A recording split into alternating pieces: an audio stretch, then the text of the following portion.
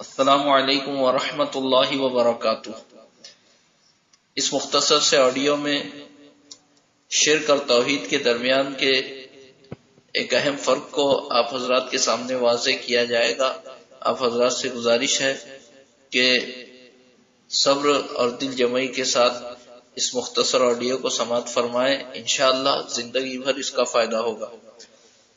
اللہ تعالیٰ نے قرآن مجید میں ارشاد فرمایا، پارہ نمبر 23 سورہ زمر آیت نمبر 3، الا للہ الدین الخالص والذین اتخذوا من دونه اولیاء ما نعبدهم الا لیقربونا الی اللہ زلفا ان اللہ یحکم بینہم فیما ہم فیہ یختلفون ان اللہ لا یہدی من ہوا کاذب کفار۔ ترجمہ: ہاں، خالص اللہ ہی کی بندگی ہے اور وہ جنہوں نے اللہ کے سوا اور والی بنا لیے کہتے ہیں ہم تو انہیں صرف اتنی بات کے لیے پوچھتے ہیں کہ یہ ہمیں اللہ کے پاس نزدیک کر دیں۔ اللہ ان میں فیصلہ کر دے گا اس بات کا جس میں اختلاف کر رہے ہیں، بے شک اللہ راہ نہیں دیتا اسے جو جھوٹا بڑا ناشکرا ہو۔ اس آیت کی تفسیر میں حافظ ابن کثیر دمشقی نے کہا، لِيَشْفَعُوا لَهُمْ عِنْدَ اللَّهِ فِي نَصْرِهِمْ وَرِزْقِهِمْ وَمَا يَنُوبُهُمْ مِنْ أَمْرِ الدُّنْيَا فَأَمَّا الْمَعَادُ فَكَانُوا جَاحِدِينَ لَهُ كَافِرِينَ بِهِ۔ ترجمہ: یعنی مشرکین نے بتوں کی پوجا اس لیے کی تاکہ وہ جھوٹے خدا مدد کرنے میں، رزق دینے میں اور اسی طرح کے دنیاوی معاملات میں اللہ کے حضور ان کی سفارش کریں، اور رہی آخرت تو یہ لوگ اس کو جھٹلاتے اور انکار کرتے تھے۔ اس مقام پر دو باتیں قابل غور ہیں۔ نمبر 1، مشرکین نے بتوں کو اپنے دنیاوی معاملات میں وسیلہ اور سفارشی بنایا۔ نمبر 2، سفارشی اور وسیلہ بنانے کے سلسلے میں مشرکین نے بتوں کی پوجا کی، جیسا کہ آیت میں ان لوگوں کا یہ اقرار موجود ہے، وَمَا نَعْبُدُوهُمْ إِلَّا لِيُقَرِّبُونَا إِلَى اللَّهِ زُلْفَىٰ۔ ترجمہ: ہم تو انہیں صرف اتنی بات کے لیے پوچھتے ہیں کہ یہ ہمیں اللہ کے پاس نزدیک کر دیں۔ اب سوال یہ پیدا ہوتا ہے کہ ان مشرکین کا شرک ان دونوں باتوں میں سے کون سا ہے؟ رہی پہلی بات، یعنی کسی غیر اللہ کو اللہ کی بارگاہ میں وسیلہ اور سفارشی بنانا، تو یہ عمل اگرچہ انتہائی درجے کی جہالت اور حماقت پر مبنی ہے کہ مٹی اور پتھر کے بے جان اور حقیر بت جن کی اللہ کی بارگاہ میں کوئی وقعت نہیں، انہیں سفارش اور وسیلے کے قابل سمجھا جائے۔ یہ عمل اگرچہ کفر ہے کہ بتوں کو حقیر جاننا ضروریات دین سے ہے، مگر یہ شرک نہیں، شرک ہرگز نہیں ہے۔ کفر ہے مگر شرک نہیں ہے، اس لیے کہ جو معاملہ اللہ کے ساتھ خاص ہے اسے کسی غیر اللہ کے ساتھ کرنا شرک ہے، اور اللہ اس بات سے پاک ہے کہ خود اس کی ذات کو کسی کی بارگاہ میں وسیلہ یا سفارشی بنایا جائے۔ رسول اللہ صلی اللہ علیہ وسلم نے فرمایا، انہ لا یستشفع باللہ علی احد من خلقہ شأن اللہ اعظم من ذلک۔ ترجمہ: اللہ کو اس کی مخلوق میں سے کسی کی بارگاہ میں سفارشی نہیں بنایا جا سکتا، اللہ کی شان اس سے بلند ہے۔ سنن نبی داؤد، یہ حدیث سنن نبی داؤد میں ہے، حدیث نمبر 4728 ہے۔ نیز جو عمل شرک ہوتا ہے وہ ہر حال، ہر دور، ہر زمانے میں اور ہر کسی کے ساتھ شرک ہوتا ہے، جبکہ اس بات کو ہر کوئی مانتا ہے کہ زندہ شخص کو اللہ کی بارگاہ میں وسیلہ اور سفارشی بنانا جائز ہے، جیسا کہ اس کا اقرار ان لوگوں کی کتابوں میں بھی ہے جو بعد وصال وسیلہ اور سفارش کو شرک قرار دیتے ہیں۔ وہ لوگ بھی کہتے ہیں کہ وَلَوْ أَنَّهُمْ إِذْ ظَلَمُوا أَنفُسَهُمْ جَاءُوكَ، اور اگر وہ اپنی جانوں پر ظلم کرے تو اے محبوب آپ کی بارگاہ میں آئے۔ یہاں زندگی میں آنا مراد ہے، اور قیامت میں حضور علیہ الصلوۃ والسلام بھی شفاعت کریں گے۔ اس بات کو وہ لوگ بھی مانتے ہیں جو قبر والوں سے شفاعت طلب کرنے اور ان کو وسیلہ بنانے کو شرک کہتے ہیں۔ اور رہی دوسری بات، یعنی مشرکین کا بتوں کی پوجا کرنا، دو باتیں تھی۔ ایک یہ کہ مشرکین نے بتوں کو سفارشی اور وسیلہ بنایا، دوسری بات یہ کہ مشرکین نے سفارشی اور وسیلہ بنانے کے سلسلے میں بتوں کی پوجا کی۔ تو پہلی بات یعنی سفارشی اور وسیلہ بنانا، تو ہم نے بتایا کہ یہ شرک نہیں ہو سکتا، اگرچہ بتوں کو سفارشی بنانا کفر ہے مگر شرک نہیں۔ اور رہی دوسری بات یعنی مشرکین کا بتوں کی پوجا کرنا، تو بلا شبہ ان کا یہ عمل شرک ہے۔ ان لوگوں نے وسیلے اور سفارش کے نام پر بتوں کی پوجا کی، جس کی وجہ سے یہ لوگ مشرک ہوئے۔ مگر اس کے برخلاف ہم اہل سنت اگرچہ انبیاء و اولیاء کو اللہ کی بارگاہ میں وسیلہ بناتے ہیں اور اپنے نبی کریم صلی اللہ علیہ وسلم سے شفاعت طلب کرتے ہیں، مگر ان برگزیدہ حضرات کو خدا یا معبود نہیں بلکہ اللہ کے بندے ہی مانتے ہیں، اور ہرگز ان کو عبادت کے لائق نہیں سمجھتے، بلکہ عبادت کے لائق تو صرف اللہ ہی کو جانتے ہیں۔ لہٰذا یہ اور اس جیسی دیگر آیتوں کا غلط مطلب لے کر اہل سنت کو مشرک قرار دینا سراسر ظلم ہے۔ مشرکین عرب بتوں میں ما فوق الاسباب کاموں کی قوت اگرچہ اللہ کی عطا سے مانتے تھے، تو اگرچہ یہ ان کی جہالت اور حماقت تھی مگر ان کا یہ عمل شرک نہیں تھا، اس لیے کہ ما فوق الاسباب کاموں کی عطائی قوت تو فرشتوں کے لیے بھی ثابت ہے، جس کے وہ لوگ بھی قائل ہیں جو نبیوں اور ولیوں کو وسیلہ بنانے کو شرک کہتے ہیں۔ مثال کے طور پہ حضرت ملک الموت علیہ السلام بغیر کسی ظاہری سبب کے محض اللہ کی عطا سے جانداروں کی روح قبض فرماتے ہیں۔ حمل میں ٹھہرنے کے 4 مہینے اور 10 دن بعد فرشتہ اللہ تعالیٰ کے حکم سے بغیر کسی ظاہری سبب کے ماں کے پیٹ میں موجود بچے کے جسم میں جان ڈالتا ہے، اس کی شکل بناتا ہے وغیرہ وغیرہ، جیسا کہ بخاری اور مسلم میں ہے۔ اور ایسا نہیں ہو سکتا کہ کسی صفت کو کسی ایک مخلوق میں ماننا شرک ہو اور اسی صفت کو دوسری مخلوق میں ماننا اسلام ہو، ایسا نہیں ہو سکتا۔ فرشتوں کے لیے کوئی چیز ثابت ہے تو وہ چیز اگر کسی انسان کے لیے ثابت مانی جائے تو یہ شرک نہیں ہو سکتا، ورنہ فرشتے کا بھی اللہ کے ساتھ شریک ہونا لازم آئے گا۔ جو صفت مخلوق کی ہے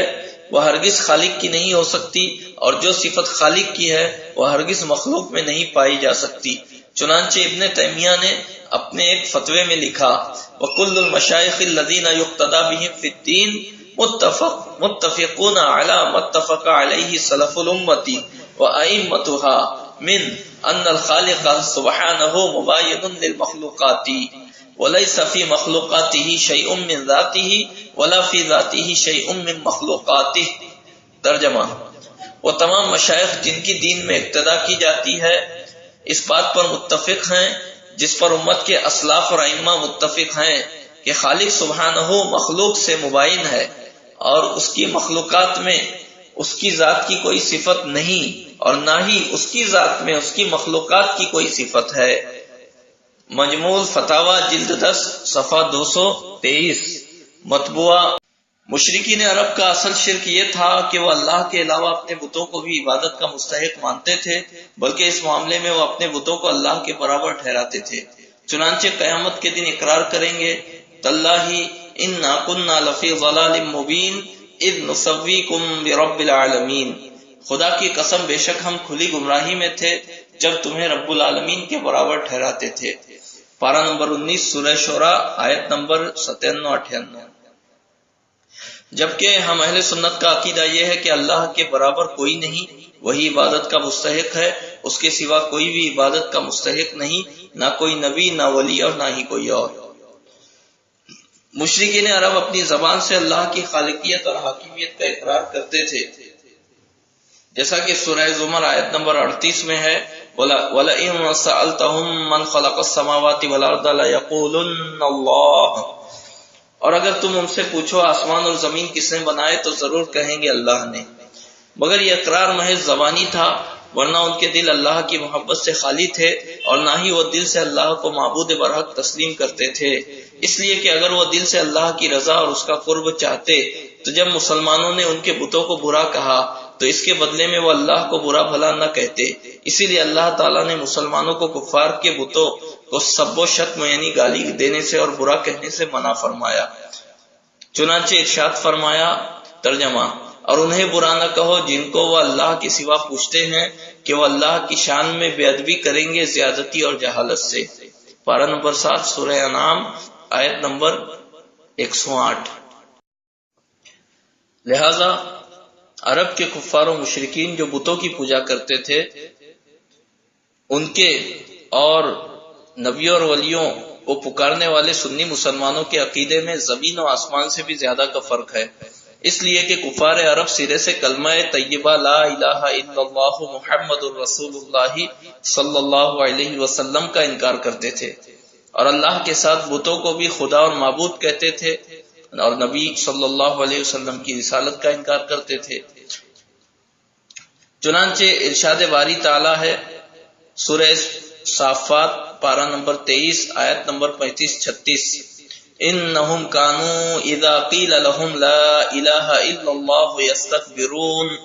ویقولون انا لتارکو آلہتنا لشاعر مجنون۔ ترجمہ: بے شک جب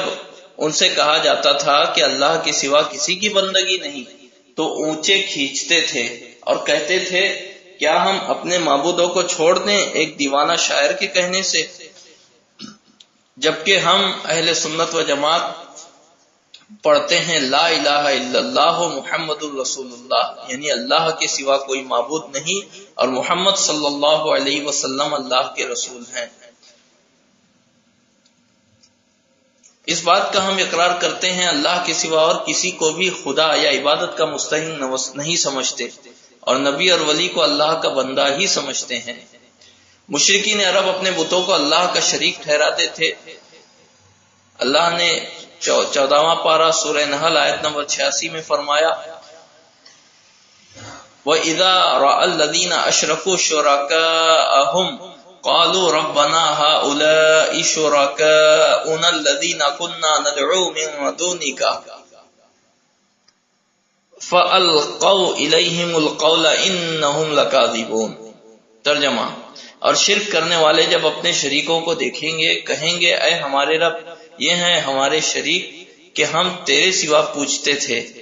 تو وہ ان پر بات پھینکیں گے کہ تم بے شک جھوٹے ہو۔ یعنی مشرکین عرب اللہ کے ساتھ دوسرے معبودوں کی بھی پوجا کرتے تھے، لیکن اہل سنت ولی اور نبیوں کی نہ پوجا کرتے ہیں نہ انہیں عبادت کے لائق سمجھتے ہیں۔ اسی طرح 7واں پارہ سورہ انعام آیت نمبر 94، اللہ نے ارشاد فرمایا وَمَا نَرَى مَعَكُمْ شُفَعَاءَكُمُ الَّذِينَ زَعَمْتُمْ أَنَّهُمْ فِيكُمْ شُرَكَاءُ۔ ترجمہ: ہم تمہارے ساتھ تمہارے ان سفارشیوں کو نہیں دیکھتے جن کا تم اپنے میں ساجھا بتاتے تھے،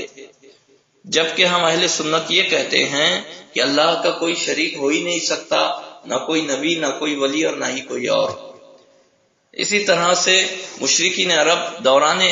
حج یہ تلبیہ پڑھا کرتے لبیک اللہم لبیک لا شریک لک الا شریکا ہوا لک تملکہ وما ملکہ، یعنی اے اللہ ہم تیرے حضور حاضر ہیں، تیرا کوئی شریک نہیں سوائے اس شریک کے جو تیرا ہی ہے، تو اس کا مالک ہے، اور جن پر اس کی ملکیت ہے اس کا بھی مالک ہے۔ یہ تلبیہ مشرکین عرب پڑھتے تھے۔ حوالہ صحیح مسلم کتاب الحج حدیث نمبر 2857۔ ان کلمات میں مشرکین نے صراحتاً اللہ کے ساتھ کسی شریک کے وجود کا اقرار کیا، جبکہ ہر کوئی جانتا ہے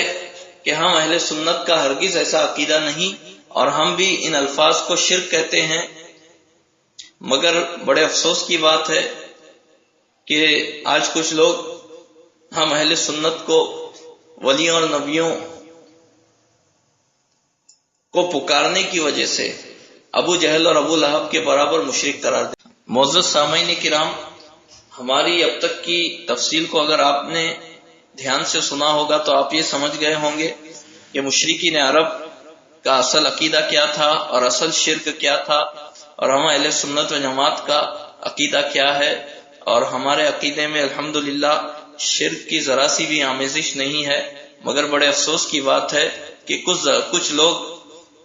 کفار اور بتوں کے تعلق سے اتری ہوئی آیتوں کو اہل سنت و جماعت پر چسپاں کرتے ہیں، اور بتوں کے خلاف اتری ہوئی آیتوں کو اولیاء اور انبیاء کے خلاف استعمال کرتے ہیں۔ مشرکین عرب کے شرک کی مذمت میں اتری ہوئی آیتوں کو اہل سنت و جماعت کے نبیوں اور ولیوں کو پکارنے اور تعظیم کرنے کے عمل پر چسپاں کرتے ہیں۔ تو آپ حضرات صحیح بخاری شریف کی اس تعلق سے ایک حدیث سماعت کر لیں صحیح بخاری جلد 2 صفحہ 1024 پر حضرت ابن عمر رضی اللہ تعالی عنہ سے مروی ہے کہ وہ خوارج کو اللہ کی بدترین مخلوق قرار دیتے تھے اور فرمایا انہم ان طلقوا الی آیات نزلت فی الکفار وجعلوها علی المؤمنین، یعنی خوارج نے کفار و مشرکین کے خلاف نازل ہونے والی آیتوں کو ایمان والوں پر محمول کیا۔ وصلی اللہ تعالی وسلم وبارک علیہ وآلہ وصحبہ اجمعین والحمد للہ رب العالمین۔